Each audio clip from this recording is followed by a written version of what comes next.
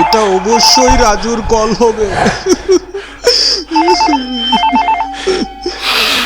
Auto driver মনে মনে বলছিল, সে বুঝতে পারছিল না যে সে এখন কি করবে। সে অনেক বড় মুশকিলে ফেসে গিয়েছিল, কারণ সে না পারছিল রাজুকে কল দিতে আর না পারছিল রাজুর কলগুলো রিসিভ করতে। তার মোবাইলটি 2-3 বার বাজলো, কিন্তু কোনো লাভ নেই, কারণ মোবাইলের কল রিসিভ করা তার জন্য অসম্ভব ছিল। আর এই মোবাইলটি ছিল ওর এখান থেকে বেঁচে ফেরার একমাত্র অবলম্বন।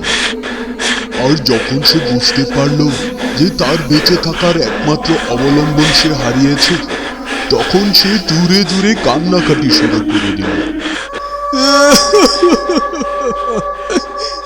ম্যাডাম, আমাকে এখান থেকে বের করো।